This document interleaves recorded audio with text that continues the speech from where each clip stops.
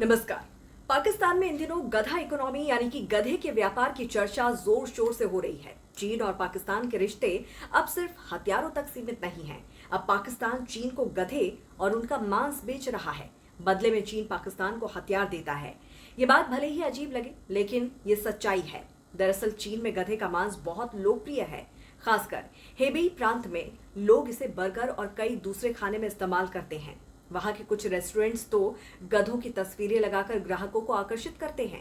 पाकिस्तान ने गधों की सप्लाई के लिए ग्वादर में बड़ा फार्म और बूचड़ खाना तक बनाया है, जहां गधों को मारकर उनका मांस, खाल और हड्डियां निकाली जाती हैं, जिन्हें बाद में चीन भेजा जाता है। कुछ चीनी कंपनियां कराची बंदरगाह पर भी ऐसे बूचड़ खाने खोलने की योजना बना रही है।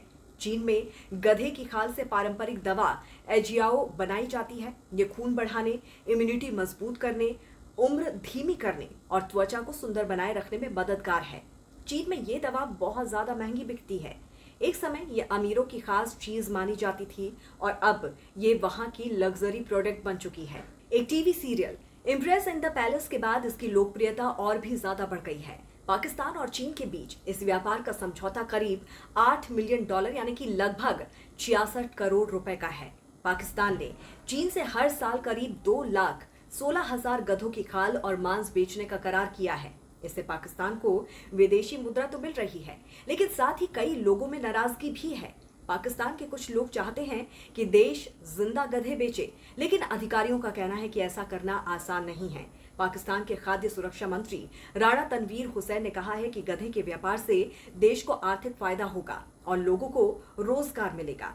सरकार ने यह भी कहा कि गधों की नस्ल को बचाने के लिए नियम बनाए जाएंगे। ग्वादर, जो कि बलूचिस्तान में है, वहां के लोग इस गधा बूचड़ खाने का विरोध कर रहे हैं। उनका कहना है कि पाकिस्तान सरकार और चीन मिलकर उनके इलाके का शोषण कर रहे हैं।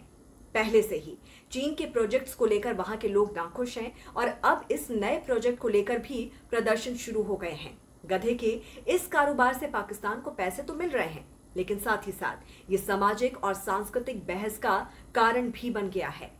कई पशु प्रेमी और संगठन इसे अमानवीय मानते हैं और इसके खिलाफ अभियान चला रहे हैं। तो इस पर आपकी क्या राय है, जरूर बताइए। जुड़े रहिए राष्ट्रहित टीवी के साथ। नमस्कार।